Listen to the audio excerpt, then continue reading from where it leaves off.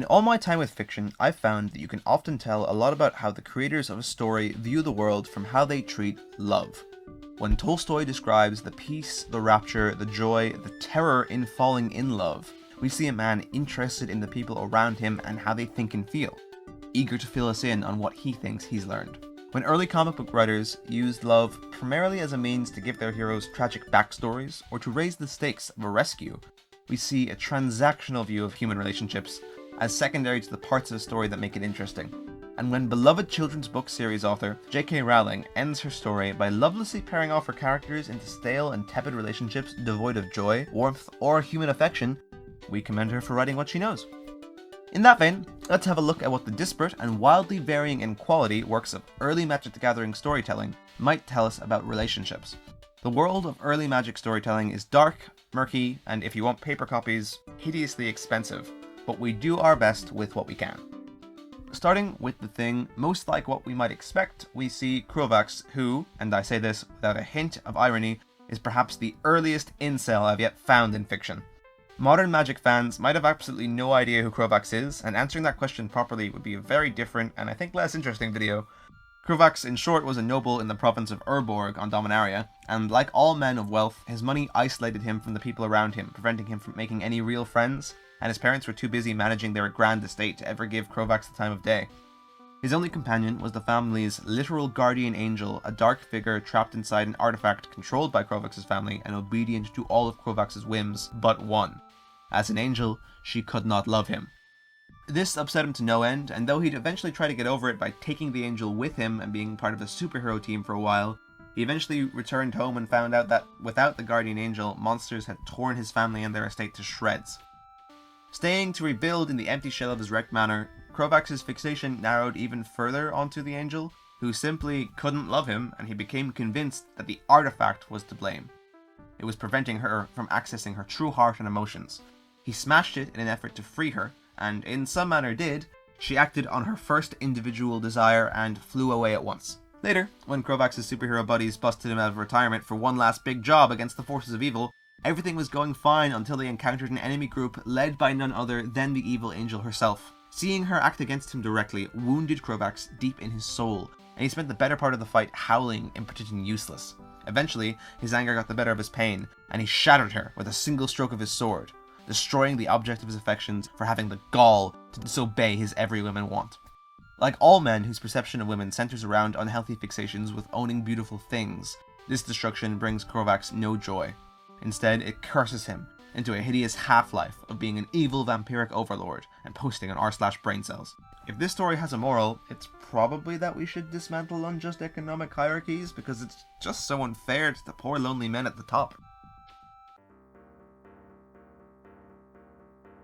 This story is better told by the infinitely more talented Connor over at Spice 8 Rack, but in short, Yagmoth is perhaps the greatest colonizer in Magic history, and yes, for our British fans, that's a bad thing.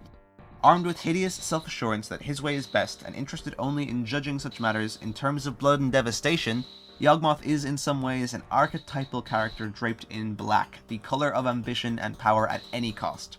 He would eventually become a god, but before that he was a scheming racist politician and poisoner. He was called in from exile to cure the Grand Artificer of his home people, and he was called by that man's wife, the Grand Architect, Rebek. And Yagmoth does wonders when he returns from exile. He handles public health crisis after public health crisis, he gains political power and uses his medical expertise to placate revolutions.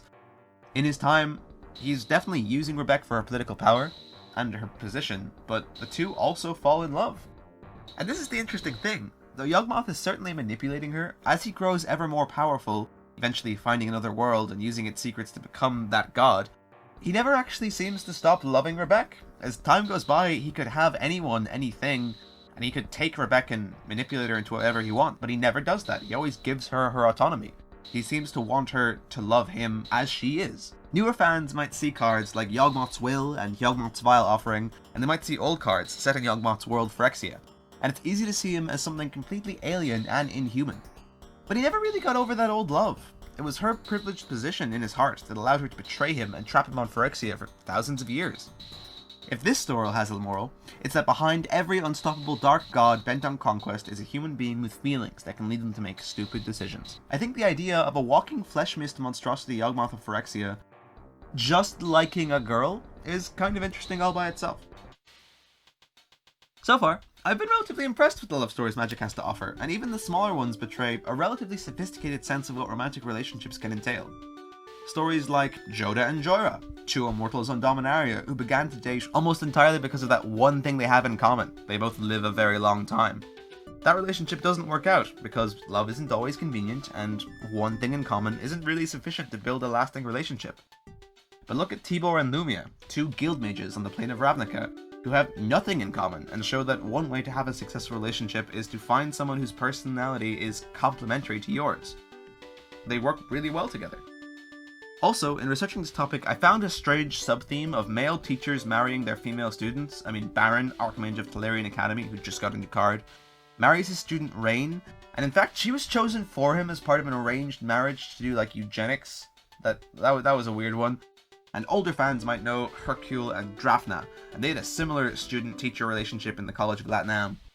That student-teacher dynamic is one fraught with power imbalance and opportunities for abuse, and doubly so when the subject involves reality-warping power. So I'm glad this little recurrent phenomenon seems to have been dropped, and I hope that Wizards continues to have the good sense not to put that particular unpleasantness into their stories again. I've saved the best Magic the Gathering romance story for last, and some of you will be familiar with this one, but newer fans might never have heard of Felden and Loran's Smile.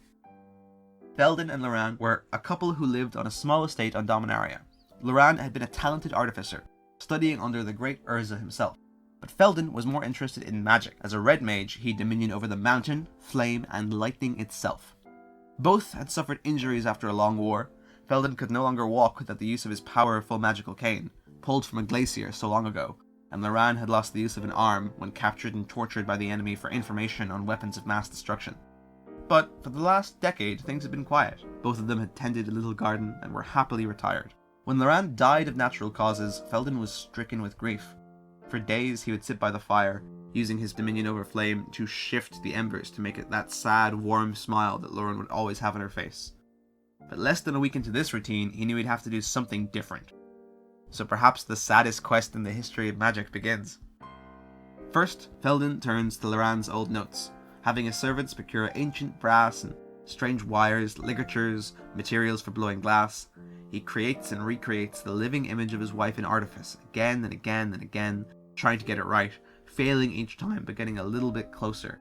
A power stone shard, the strange magic batteries that fueled all ancient technology, is the hardest thing to acquire, but an old friend from his days in the war gives him one, accompanied by a simple message. Just the words, "I understand." Soon the automaton is given life, and its smile is perfect, but all is not well. It can follow his commands, but it doesn't speak back. It's lifeless when not doing specifically what he asks. There's nothing of his wife in it, save for the smile, and soon he has it collecting rust, standing watch over Loran's grave. But when technology had failed him, perhaps magic could do better in its stead.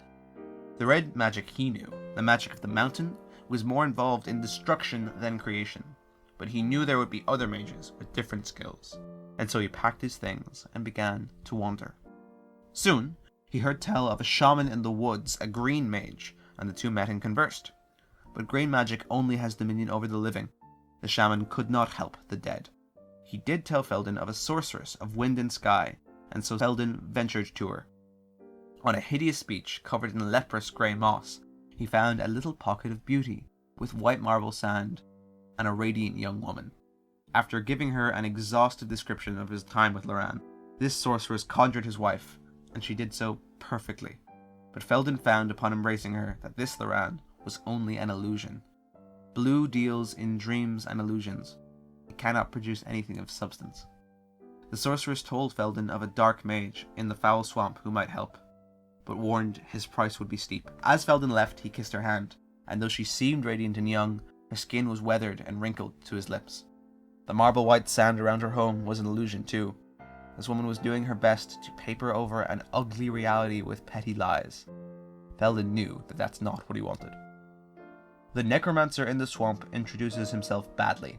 First, his minions beset Feldon on the road, but the Red Mage's dominion over fire puts an end to that encounter. Eventually, the two converse face to face, but the Black Mage is conceited and cruel. He demands Feldon's cane as cost for giving Feldon what he wants, and though Feldon is reluctant to give up his oldest companion, he finds it a fine trade for his dearest. The Necromancer teaches Feldon the foul ways of the grave, of the swamp, of muck and filth, and Feldon learns dutifully. When he casts the spell his new master taught him, he realizes almost at once what he's done. Something evil, something terrible, and nothing that would ever bring him back to Loran in a way he could appreciate. He ends the spell at once, horrified at what mess he might find at Loran's grave when he returns. Unsurprisingly, the Black Wizard is now nowhere to be found. Feldon is alone, and without his cane. Giving up and journeying back home, he finds one last mage. This is a bird-like scholar of white mana, who speaks to Feldon very plainly.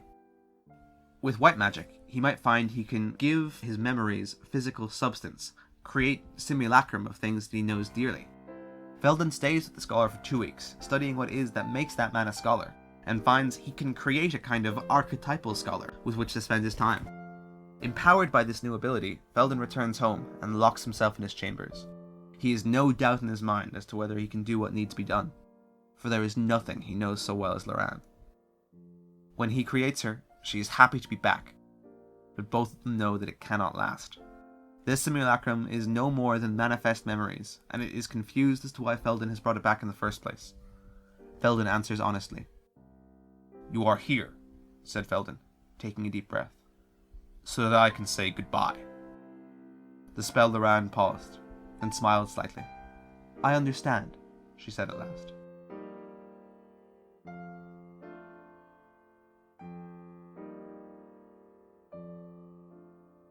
And so that is Feldon's story. The man who lost the one thing he wanted most and goes on a quest to bring her back, but finds understanding and closure instead. Students of magic come to Feldon's library to study from time to time, and he always accepts them gladly, conscious of how much he owes the generosities of the mages he met. If asked, they would describe him as content, and sometimes he simply sits by the fire and extends a hand towards it, using the magic that always called to him the strongest to twist the flames into that smile he loved, happy merely to remember. It gets me every time. Yeah, it's easy to forget now, but Magic Story did have its moments. Nope, that's my battery. Videos like this are brought to you by our lovely patrons. These videos wouldn't happen without them. Feel free to join our lovely Discord too, if you think a community of people who like this kind of thing would be the kind of people you like to talk to. Yeah, I think that's everything. Safe home!